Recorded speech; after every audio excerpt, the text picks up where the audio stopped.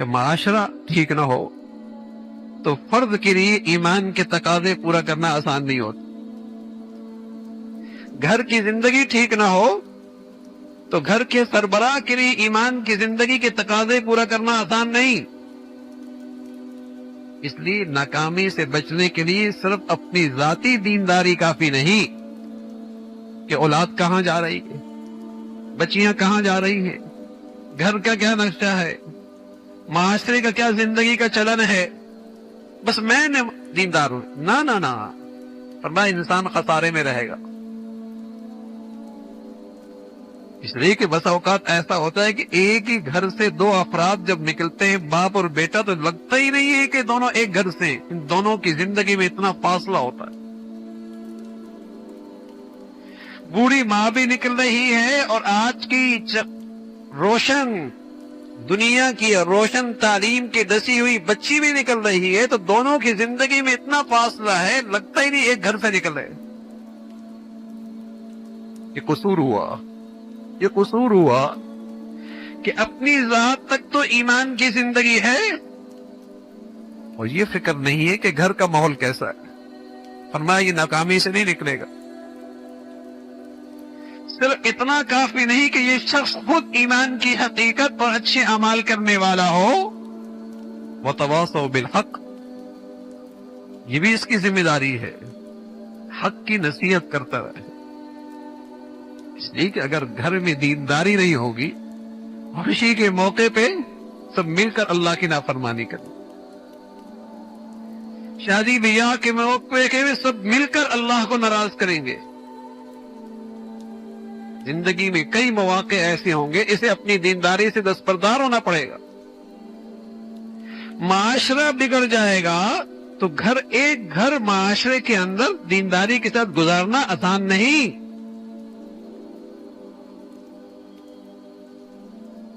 یہ سورت قرآن میں ہے اور یہ پیغام اللہ کا ہے.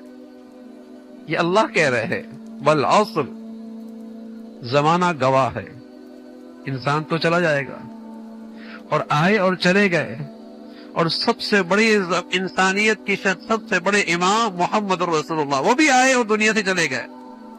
لیکن صدیوں سے جو چیز گواہی دے رہی ہے وہ زمانہ دے رہا کہ انسان ناکامی کی طرف جا رہا اور انسان کا نقصان ہوتا چلا جا رہا، کہ لاکھوں کروڑوں انسانوں نے زندگیاں گزار دی اور اس زندگی سے نفع نہیں اٹھایا.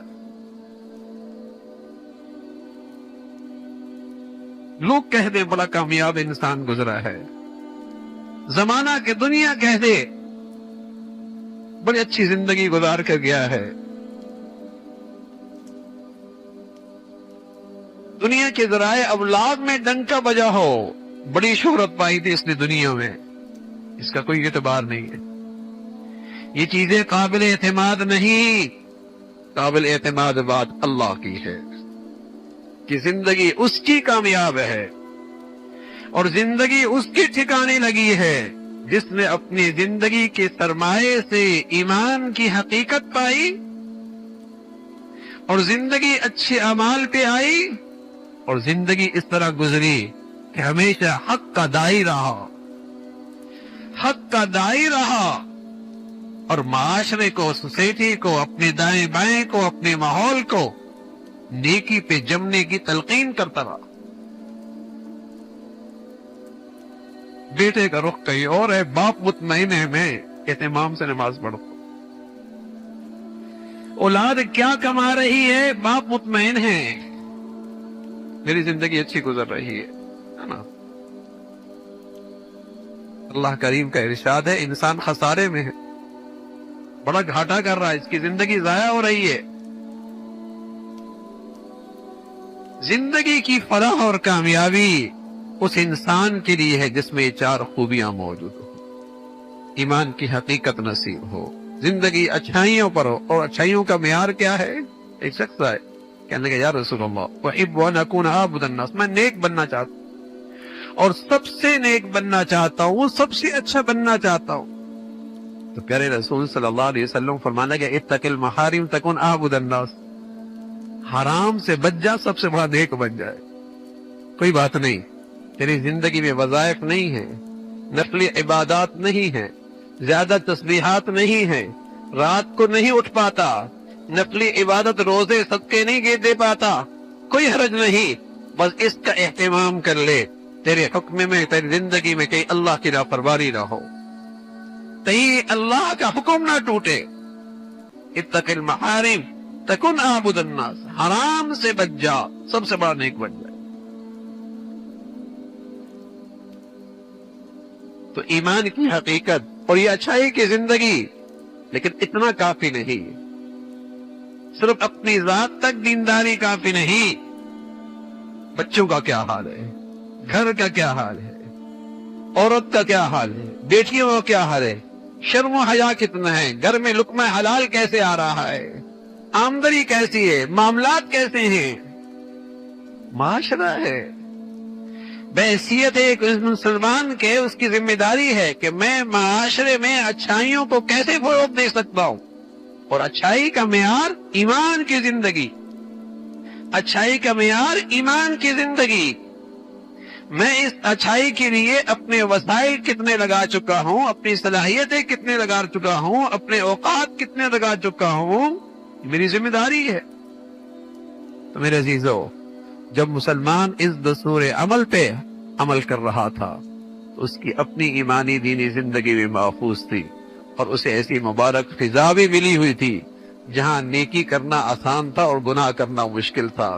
اور جب مسلمان نے اس ذمہ داری کو چھوڑ دیا ہے، آج دیندار بھی ہے لیکن ایسے معاشرے میں زندگی گزار رہا جہاں گناہ کرنا آسان ہے اور نیکی کرنا مشکل ہو، جہاں اللہ کی نافرمانی فخر کی چیز بن گئی ہے اور اللہ کی فرمانبرداری وہاں عیب بن چکا ہے۔ تو میرے عزیزو، یہ چار ذمہ داریاں، یہ اللہ کا پیغام ہے۔ اللہ رب العزت اس سورت کو اور اس چھوٹی سی سورت کو ہمیشہ اس پیغام کا استحضار اور دھیان نصیب فرما دے، اور اسے اپنا دستور العمل زندگی کا بنانے کی ہمت اور توفیق نصیب فرمائے۔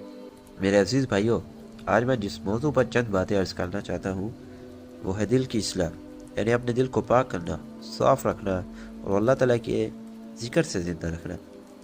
دنیا میں انسان کے جسم کی بیماری کا علاج دوا سے ہوتا ہے، مگر دل کی بیماری کا علاج صرف اللہ تعالیٰ کے ذکر، توبہ اور قرآن سے ہوتا ہے۔ قرآن کریم میں اللہ تعالیٰ نے فرمایا، جس دن نہ مال کمائے گا نہ بیٹے، مگر وہی نفع پائے گا جو اللہ کے پاس پاک دل لے کر گیا۔ بھائیو، دل ہی وہ جگہ ہے جہاں ایمان رہتا ہے، جہاں نیت بنتی ہے، جہاں محبتیں اور نفرتیں پروان چڑھتی ہیں۔ اگر دل ٹھیک ہے تو سارے اعمال ٹھیک ہیں، اور اگر دل بگڑ گیا تو ساری زندگی بگڑ جاتی ہے۔ اللہ کے رسول صلی اللہ علیہ وسلم نے فرمایا، سن لو، جسم میں ایک ٹکڑا ہے، اگر وہ درست ہو جائے تو پورا جسم درست ہو جاتا ہے، اور اگر وہ بگڑ جائے تو سارا جسم بگڑ جاتا ہے۔ سن لو، وہ دل ہے۔ آج انسان اپنے چہرے کی خوبصورتی کے لیے کتنی محنت کرتا ہے، مگر دل کی خوبصورتی کا خیال ہی نہیں رکھتا۔ دل اگر حسد، بغض، ریا، تکبر اور حرص سے بھر جائے تو پھر عبادت بھی بے روح ہو جاتی ہے۔ اصل عبادت وہ ہے جس میں دل جھک جائے، آنکھوں سے آنسو بہہ جائے اور روح کو سکون مل جائے۔ میرے بھائیوں، دل کی صفائی کے لیے سب سے پہلی چیز ہے توبہ۔ دل جب گناہوں سے بوجھل ہو جاتا ہے تو توبہ اسے نرم کر دیتی ہے، جیسے رنگ لگے لوہے کو سیکل کرنے سے وہ چمک اٹھتا ہے، ویسے ہی دل توبہ سے روشن ہو جاتا ہے۔ اللہ تعالیٰ نے فرمایا، ان اللہ یحب التوابین و یحب المتطہرین، بے شک اللہ تعالیٰ توبہ کرنے والوں اور پاکیزگی اختیار کرنے والوں سے محبت کرتا ہے۔ دوسرا لائن ذکر اللہ ہے۔ جب بندہ اللہ تعالیٰ کو یاد کرتا ہے تو دل کی سختی پگھل جاتی ہے۔ قرآن میں ہے، الا بذکر اللہ تطمئن القلوب، یاد رکھو اللہ کے ذکر سے دلوں کو اطمینان حاصل ہوتا ہے۔ آج ہمارا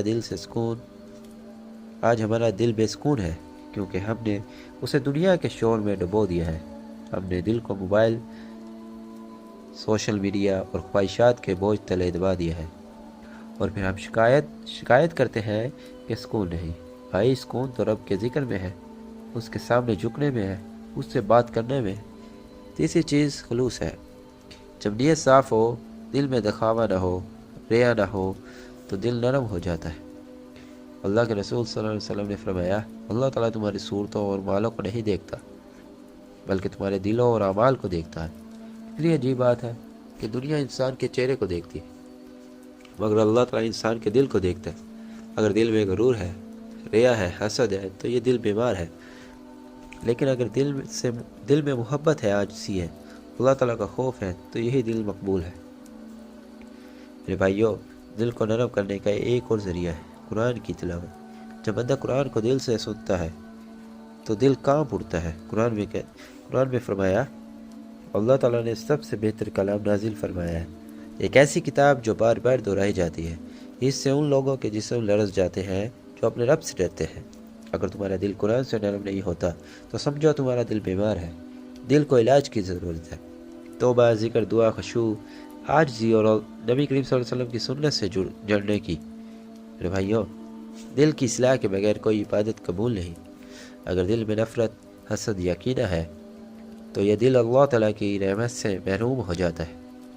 نبی کریم صلی اللہ علیہ وسلم نے فرمایا، وہ شخص جنت میں داخل نہیں ہوگا جس کے دل میں رائی کے دانے کے برابر بھی تکبر ہوگا۔ اس لیے دل کو عاجزی سے بھرو، محبت سے سجاؤ اور اللہ تعالیٰ کی رضا کے لیے نرم رکھو۔ اگر تم چاہتے ہو کہ تمہاری دعا قبول ہو تو پہلے اپنے دل کو صاف کرو۔ اگر چاہتے ہو کہ عبادت میں لذت آئے تو دل کو ذکر سے زندہ کرو، اور اگر چاہتے ہو کہ اللہ تعالیٰ تم سے راضی ہو جائے تو دل کو ریا، حسد اور تکبر سے پاک کرو۔ یاد رکھو، دل وہ آئینہ ہے جس میں اللہ تعالیٰ کا نور اترتا ہے۔ اگر آئینہ گندا ہو تو روشنی دکھائی نہیں دیتی۔